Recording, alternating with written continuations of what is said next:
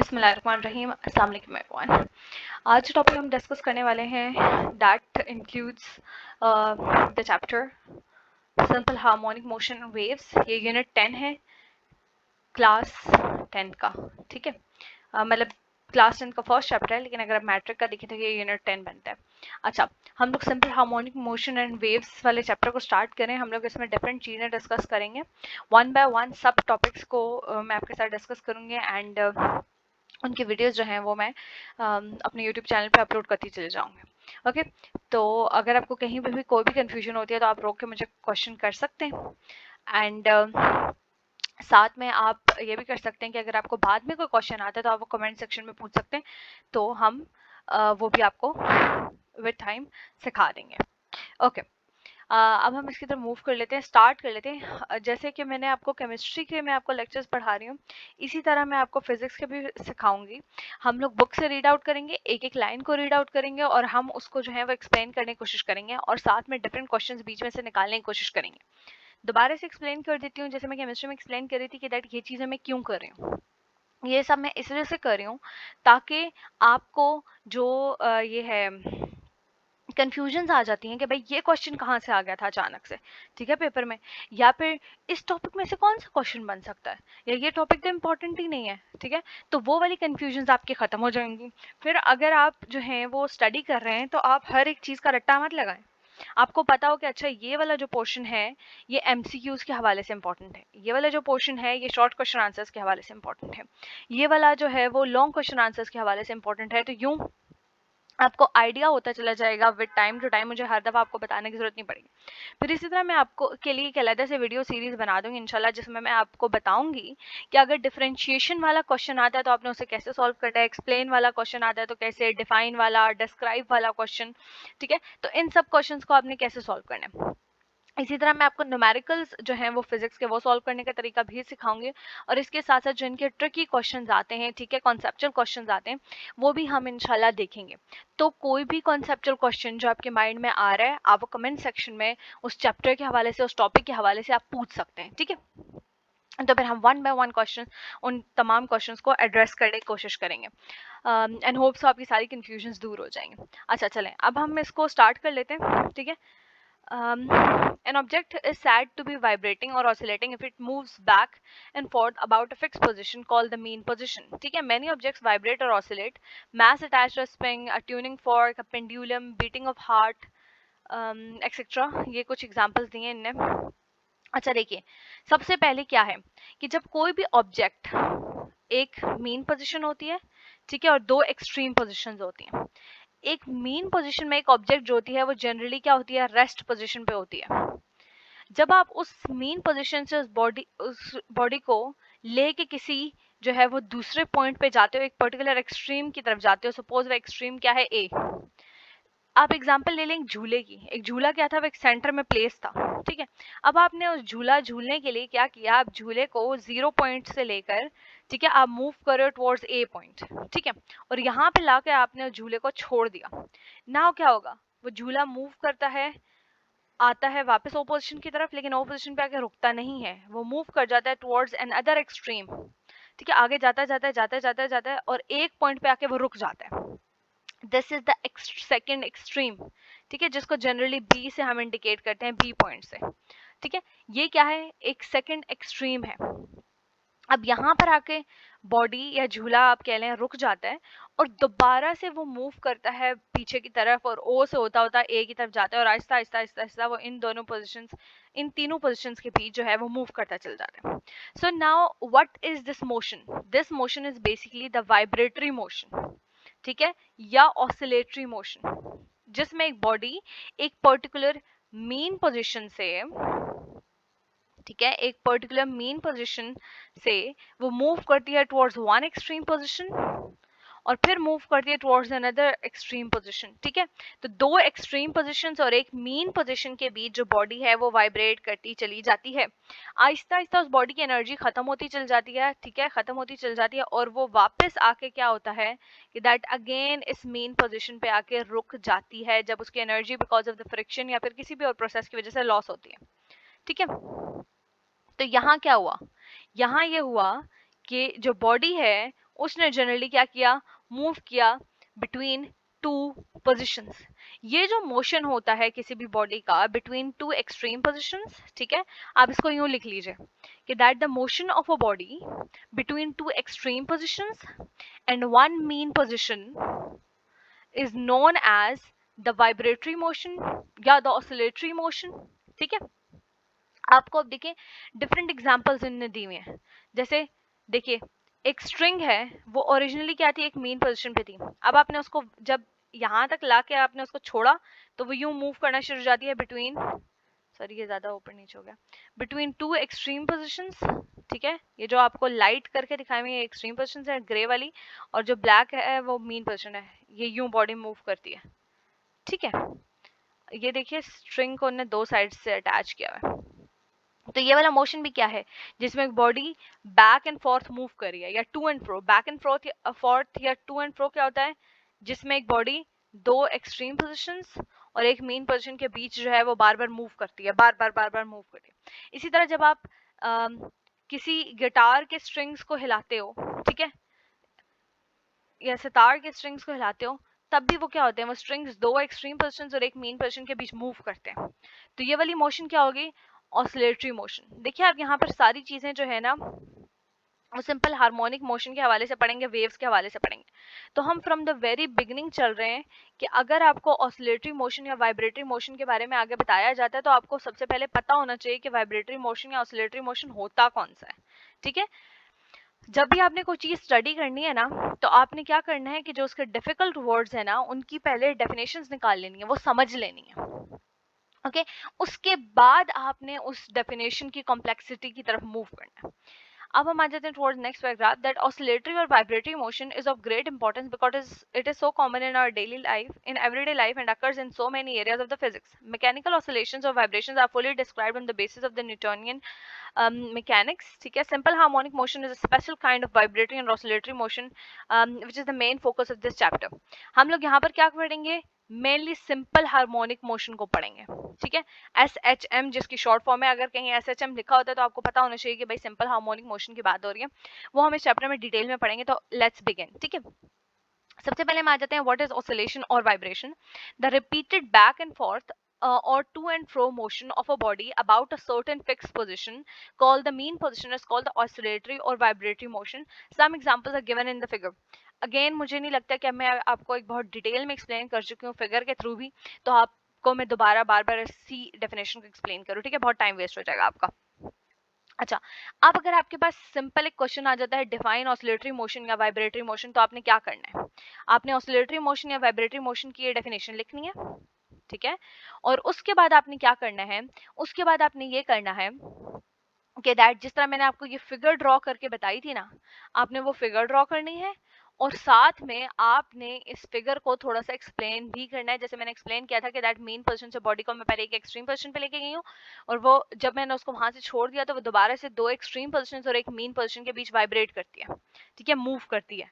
तो ये वाली जो मोशन होती है इन विच अ बॉडी, बार बार मैं ये डेफिनेशन आपको बता रही हूँ, the type of the vibration, sorry, the type of the motion in which a body moves between two extreme positions and one mean position is known as the vibratory motion or the oscillatory motion. उम्मीद कर रही हूँ कि बार बार बताने के बाद अब आपको ये चीज नहीं भूलेगी। ठीक है, ऑसिलेटरी मोशन या वाइब्रेटरी मोशन ये आपको आनी चाहिए। आप कुछ एग्जांपल्स पे लिख दोगे, वो एग्जांपल्स आपको इस पैराग्राफ में मेंशन है। ठीक है, ये एग्जांपल्स आपके पास होनी चाहिए। लॉन्ग क्वेश्चन आंसर्स में भी अगर आपको आ जाता है ना, तो सबसे पहले अगर सपोज सिंपल हार्मोनिक मोशन आता है, ठीक है, अगर सिंपल हार्मोनिक मोशन में oscillatory motion vibratory motion mentioned है, तो आप पहले क्या कीजिएगा, लॉन्ग क्वेश्चन में अगर ये आ जाता है तो आप पहले ऑसिलेटरी मोशन वाइब्रेटरी मोशन की हेडिंग देके डेफिनेशन लिख दीजिए, ये आप एक्सप्लेन कर दीजिए विद द फिगर। ठीक है, और फिर जो है आप मूव कर जाएगा towards next definitions. अच्छा, अब हम आ जाते हैं towards oscillation या vibration cycle. One complete round trip of an oscillating body during which it passes through all the points of its motion is called the oscillation or vibration or cycle.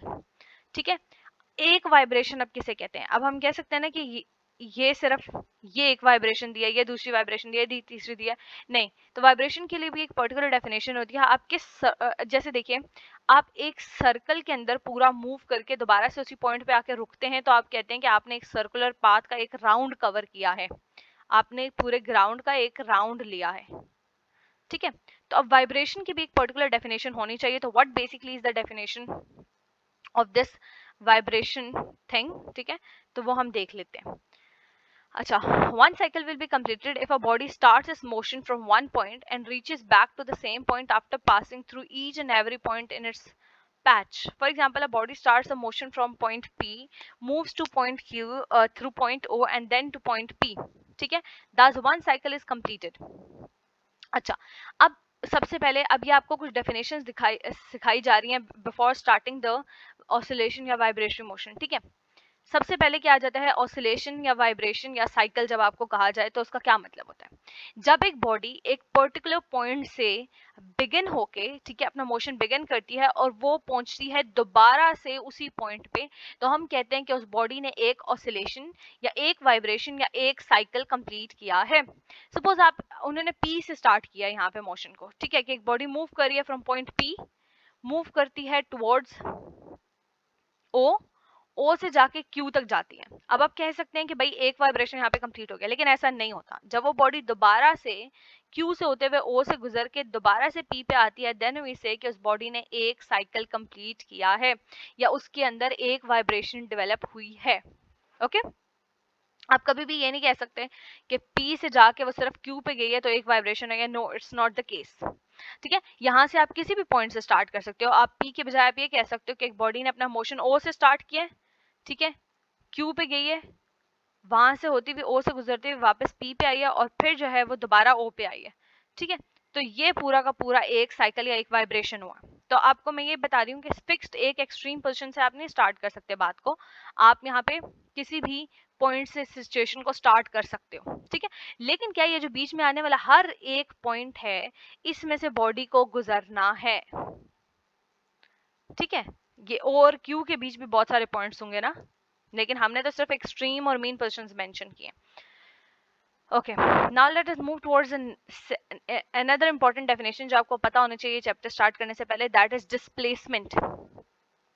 Displacement क्या है? The separation between the mean position and the position of the vibrating body at any instant of time on either on right or left of the mean position is called displacement, ठीक है। Displacement के लिए आपके पास symbol क्या होता है? x। Suppose मैं कहती हूँ मैंने 0 सेकंड से मोशन स्टार्ट किया from point O, from particular mean position, ठीक है, यहाँ पे 0 सेकंड से। अब मैं पूछती हूँ, अगर मैं कहती हूँ कि 10 सेकंड के बाद मेरी बॉडी जो है वो यहाँ पे पहुंची है, सपोज मैं इसको इस पॉइंट को जो है वो मेंशन कर देती हूँ बी, ठीक है। 20 सेकंड के बाद मैं कहती हूँ कि मेरी बॉडी पहुंची है एट पॉइंट सी, ठीक है। अभी ये देखिए पी तक नहीं पहुंची, एट पॉइंट सी पहुंची है आफ्टर 20 सेकंड्स, ठीक है, टोटल 20 सेकंड्स। अच्छा, अब अगर मैं आपको ये कहती हूँ कि मुझे ये बताओ कि मेरी बॉडी ने 10 सेकंड के बाद, जिस बॉडी को मैं मूव कर रही हूँ, जिसका मोशन मैं स्टडी कर रही हूँ, उसने 10 सेकंड के बाद कितना डिस्टेंस कवर किया है, ठीक है, फ्रॉम द मीन पोजीशन। तो ये जो डिस्टेंस है ना, ये ओ से लेकर बी तक का, वो कहलाएगा डिस्प्लेसमेंट और आप उसको इंडिकेट करोगे एक्स से। क्लियर? अगर मैं आपको कहती हूँ कि मुझे बताओ कि 20 सेकंड के बाद मेरी बॉडी ने कितना डिस्टेंस कवर किया है, तो वो कितना होगा? वो जीरो से लेकर सॉरी ओ से लेकर सी तक होगा, ठीक है। तो अब डिस्प्लेसमेंट क्या है? ये डिस्प्लेसमेंट क्या है? It is the distance between the mean position and any point, ठीक है, एंड एनी पॉइंट, ठीक है, एट अ पर्टिकुलर टाइम, ठीक है। और ये डिस्प्लेसमेंट क्या हो सकती है? राइट साइड पे भी हो सकती है, लेफ्ट साइड पे भी हो सकती है, यानी क्या हो सकती है? दोनों एक्सट्रीम पोजीशन में से किसी भी पोजीशन पे हो सकती है। लाजमी नहीं है कि बॉडी जो है वो इस वक्त इतनी हो, ठीक है। बॉडी हो सकता है बॉडी ने यहाँ पे डिस्टेंस ट्रेवल किया हो, ठीक है, तो वो सिंपली डिस्प्लेसमेंट हो गए। अच्छा, अब देखें, हो सकता है, मैं आपको एक इंपॉर्टेंट पॉइंट यहाँ पे बताने वाली हूँ, इसको आपने ध्यान से सुनना है और समझना है। हो सकता है आपकी जो बॉडी जो है वो स्टार्ट हुई थी, उसने यहाँ से पहले एक डिस्टेंस कवर कर लिया, अब वो यहाँ तक पहुंची थी, ठीक है, उसने ये आगे पूरा वाला डिस्टेंस कवर करना था, अभी बाकी क्यू से होके वापस ओ तक आना था, अभी वाइब्रेशन कंप्लीट नहीं हुई। लेकिन अब मैं कहती हूँ कि इस टाइम पीरियड पे, ठीक है, जब बॉडी यहाँ है, इस टाइम चाहे वो 10 सेकंड हो रहे हैं, 20 सेकंड हो रहे हैं, 50 सेकंड हो रहे हैं, इस टाइम पे मुझे पर्टिकुलर अभी के टाइम पे मुझे ये बताओ, जब बॉडी यहाँ पे है, कि what is the displacement of the body. तो आप लोग ये नहीं करेंगे कि भाई आप ये डिस्टेंस पूरा मेजर करें, no, that would be distance and not displacement. आप ये पूरा मेजर नहीं करोगे, आप सिर्फ कितना पोर्शन मेजर करोगे, आप सिर्फ ये ओ से लेकर इस पॉइंट को सपोज मैं नाम दे देती हूँ एस, ठीक है, इस ओ पॉइंट से लेकर एस तक का डिस्टेंस या सेपरेशन जो मेजर करोगे ना, दैट वुड बी डिस्प्लेसमेंट। बाकी ये पूरा का पूरा क्या है, ये डिस्टेंस कवर होगा कि बॉडी ने कितना डिस्टेंस कवर किया, लेकिन जो डिस्प्लेसमेंट क्या है, वो डिस्प्लेसमेंट सिर्फ ये है ओ और एस के बीच का जितना डिस्टेंस बन रहा है ना, बस वो डिस्प्लेसमेंट है। बाकी ये पूरा डिस्टेंस, इसकी कहानी नहीं आएगी बीच में। I hope I am clear with this point, आपको ये पॉइंट क्लियर हो गया होगा, ठीक है, कि किसी भी टाइम पे, किसी भी टाइम पीरियड पे जो डिस्टेंस है फ्रॉम द मीन पोजीशन और उस पर्टिकुलर पोजीशन पे जहां पे बॉडी अभी मौजूद है, वो कहलाएगा डिस्प्लेसमेंट। उससे पहले बॉडी ने 10 दफा ये पूरे पूरे चक्कर काट लिए, उससे फर्क नहीं पड़ता, उस टाइम पे वो मीन पोजीशन से कितनी दूर थी, बस वो डिस्प्लेसमेंट कहलाएगी, और कोई चीज काउंट नहीं होगी, ठीक है। उससे पहले बेशक वो 10 मीटर का डिस्टेंस कवर कर चुकी हो, वो मैटर नहीं करता। Now let us move towards the next definition, that is amplitude, ठीक है। एम्पलीट्यूड को जनरली ए से इंडिकेट किया जाता है, ठीक है। The maximum displacement from the mean position on either side is called amplitude, and amplitude is also the displacement, that why it is measured in meters, ठीक है। अच्छा, जो डिस्प्लेसमेंट और एम्पलीट्यूड है, दोनों ही क्या है, डिस्टेंस है ना, ठीक है, देयरफॉर ये जो है वो क्या कहलाते हैं, मीटर्स कहलाते हैं। अच्छा, एम्पलीट्यूड क्या है, सिंपली अगर मैं एक बहुत सिंपल बताऊं तो मीन पोजीशन और एक्सट्रीम पोजीशन के बीच का जितना भी डिस्टेंस होता है ना, वो एम्पलीट्यूड कहलाता है। This is the most simplest definition you can have.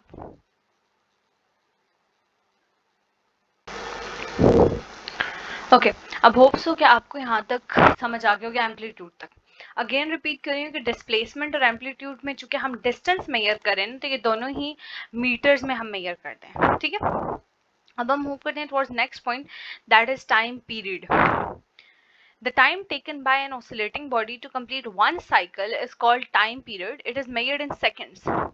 एक साइकिल एक बॉडी ने जो कवर किया है ना, ठीक है, अगेन देख लेते हैं साइकिल क्या था।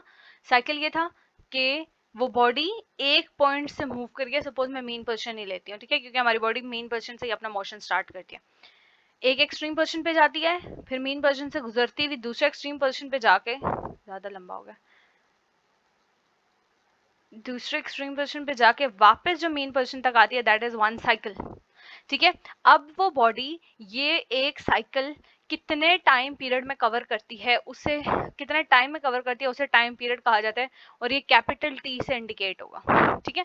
अगर कहीं भी आपको दिया जाता है टी इज इक्वल टू इतने सेकेंड्स या इतने मिनट्स या इतने आवर्स, ठीक है, तो आपने उसको टाइम पीरियड कंसिडर करना है। Now you would be thinking कि मैंने क्यों मिनट्स और आवर्स का, जबकि अभी मैं कहती it is measured in seconds. तो वो मिनट्स और आवर्स आपको कंफ्यूज करने के लिए दिए गए होंगे, आपने उसको कन्वर्ट करना है इनटू सेकंड्स, ठीक है। तो इन चीजों का आपने फिजिक्स में लाजमी ध्यान रखना है। मोस्ट ऑफ द टाइम आपको जो वो दिया जाता है, न्यूमेरिकल दिया जाता है, वो इतना आसान नहीं होता, स्टूडेंट्स उसको बहुत आसान समझ के जो है वो सॉल्व करके आ जाते हैं, लेकिन क्या होता है वो बड़ा ट्रिकी सा उन्होंने करके दिया होता है, तो इसको आपने जरूर जरूर ध्यान रखना है। अच्छा, नेक्स्ट पॉइंट आ जाता है frequency. The number of the cycles, अभी हमने साइकिल की बात की थी, ठीक है, the number of the cycles completed by an oscillating body in 1 second is called frequency, ठीक है। It is measured in cycles per second या फिर hertz, 1 cycle per second is equal to 1 hertz, ठीक है। तो आप इन दोनों में से कोई भी यूनिट कोई भी टर्मिनोलॉजी यूज कर सकते हैं, ठीक है। एक सेकंड के अंदर एक बॉडी कितने साइकिल्स कवर कर लेती है, उसे कहा जाता है फ्रीक्वेंसी। जैसे आपकी जो इलेक्ट्रिकल मशीन्स होती हैं, ठीक है, सपोज झूला तो चलो एक मैकेनिकल डिवाइस है ना, मैकेनिकल मशीन है, तो वो उसको सपोज 1 सेकंड से ज्यादा का टाइम लग जाएगा एक साइकिल कंप्लीट करने में, ठीक है। तो वहां पर आप क्या मेंशन करोगे, सपोज उसने हाफ साइकिल कवर किया, सिर्फ इतना कवर किया, तो वो क्या होगा 0.5 हर्ट्ज, यानी हाफ डिस्टेंस कवर किया है 1 सेकंड के अंदर, ठीक है। लेकिन क्या होता है, जो इलेक्ट्रिकल मशीन्स होती हैं और आपकी जो बहुत सारी न्यू मशीन्स आती हैं, आपने सुना होगा कि भाई इसकी फ्रीक्वेंसी बहुत ज्यादा है, सपोज 1000 हर्ट्ज इसकी फ्रीक्वेंसी है। तो इसका मतलब क्या होता है कि 1 सेकंड के अंदर अंदर उसके अंदर जो वाइब्रेशंस हो रही हैं, उसके अंदर जो एक जो साइकिल्स कंप्लीट हो रहे हैं वो 1000 हैं, 1000 है विद इन 1 सेकंड, ठीक है, दैट इज फ्रीक्वेंसी। अच्छा, अब हम आ जाते हैं towards the relationship between time period and frequency. तो ये आपको पता होना चाहिए कि फ्रीक्वेंसी और टाइम पीरियड के बीच का जो रिलेशनशिप है दैट इज इनवर्सली प्रोपोर्शनल। अगर किसी चीज का टाइम पीरियड ज्यादा है, ठीक है, यानी ये कि वो ज्यादा टाइम लगाता है एक साइकिल पूरा करने में, ठीक है, तो क्या होगा कि उसका जाहिर सी बात है फ्रीक्वेंसी कम हो जाएगी ना, 1 सेकंड के अंदर अंदर फिर वो कम डिस्टेंस ट्रैवल, कम साइकिल्स कंप्लीट कर सकेगा। लेकिन अगर कोई बॉडी देखो टाइम पीरियड उसका ज्यादा है, टाइम पीरियड ज्यादा होने का क्या मतलब है कि वो बॉडी बड़ा स्लोली स्लोली मूव कर रही है। एक बंदा जो है वो बड़ा स्लोली मूव कर रहा है, तो वो ग्राउंड के चक्कर, ग्राउंड के राउंड जो है वो कम टाइम में सॉरी ज्यादा टाइम में लगा पाएगा ना, ठीक है। तो इसका मतलब क्या क्या होगा कि जो मैंने सपोज उसको 1 मिनट का टाइम दिया हुआ था कि भाई 1 मिनट के अंदर आपने राउंड कंप्लीट करना है, तो वो क्या करेगा, उससे कम, उससे ज्यादा टाइम ले लेगा राउंड कंप्लीट करने में। तो ये वाला जो मेरा यूनिट था वो उसमें वैल्यू कम आएगी, यानी फ्रीक्वेंसी की वैल्यू कम आ जाएगी। लेकिन अगर एक बॉडी है वो बहुत तेजी से ये साइकिल्स कंप्लीट कर रही है, राउंड कंप्लीट कर रही है, और सपोज 1 सेकंड में 10 राउंड उसने कंप्लीट कर लिए, तो इसका मतलब क्या होगा कि फ्रीक्वेंसी जो है वो हाई हो जाएगी, ठीक है। तो अगर कोई बॉडी उसका टाइम पीरियड ज्यादा है, टाइम पीरियड का मैं बार बार आपको बता रही हूँ कि टाइम पीरियड यही है कि एक बॉडी एक पर्टिकुलर टाइम के अंदर कितना कितना जल्दी एक साइकिल कंप्लीट कर लेती है। अगर वो कम जल्दी करती है, मतलब बहुत देर से कर रही है साइकिल कंप्लीट, तो इसका मतलब 1 सेकंड के अंदर वो बहुत कम साइकिल्स कंप्लीट कर पाएगी, ठीक है। लेकिन अगर एक बंदा, सपोज ये देख लेना, आपने एक बंदे को कहा है कि आपने जो है वो गोलगप्पे खाने, ठीक है, 10 मिनट का आपको टाइम है, वो एक गोलगप्पा खाने में अगर 1 मिनट लगा रहा है, ठीक है, तो क्या होगा कि वो 10 मिनट में सिर्फ 10 गोलगप्पे खा सकता है। लेकिन अगर वही एक बंदा है वो 1 मिनट के अंदर अंदर दो या 3 गोलगप्पे खा रहा है, तो वो 10 मिनट के अंदर 20 या 30 गोलगप्पे खा लेगा, ठीक है। तो जो पहले वाला था जो कि टाइम ज्यादा लगा रहा है, जिसका टाइम पीरियड ज्यादा होगा, वो क्या करेगा, टाइम पीरियड ज्यादा होगा तो कम गोलगप्पे खाएगा, उसकी फ्रीक्वेंसी क्या होगी, कम होगी। लेकिन वो जो कि कम टाइम लगा रहा है गोलगप्पा खाने में, वो ज्यादा गोलगप्पे खा लेगा, उसकी फ्रीक्वेंसी ज्यादा होगी। तो होप सो खाने की इस एग्जांपल से आपको ये चीज समझ आ गए होगे। इन डेफिनेशंस में से कोई भी चीज अगर आपको नहीं समझ आती है, आप मुझसे क्लास के दौरान पूछ सकते हैं, या फिर आप मुझसे जो है वो कमेंट सेक्शन में पूछ सकते हैं। Comment section is always available for you guys. मेरे स्टूडेंट्स भी जो कि मेरे साथ ये ट्यूशन की क्लासेस अटेंड करें, अगर उनको बाद में उन्हीं के लिए मैं स्पेसिफिकली ये लेक्चर्स अपलोड कर रही हूँ, ठीक है। तो अगर वो बाद में ये लेक्चर सुनते हैं, ठीक है, तो तब भी उनके जहन में अगर कोई क्वेश्चन आता है तो वो मुझसे पूछ सकते हैं। अच्छा, नेक्स्ट जो हम टॉपिक डिस्कस करेंगे that is simple harmonic motion, और फिर हम फर्दर जो है वो motion of mass attached to the spring, वो वाले टॉपिक्स डिस्कस करेंगे। तो होप सो यहाँ तक आपको लेक्चर क्लियर हो गया।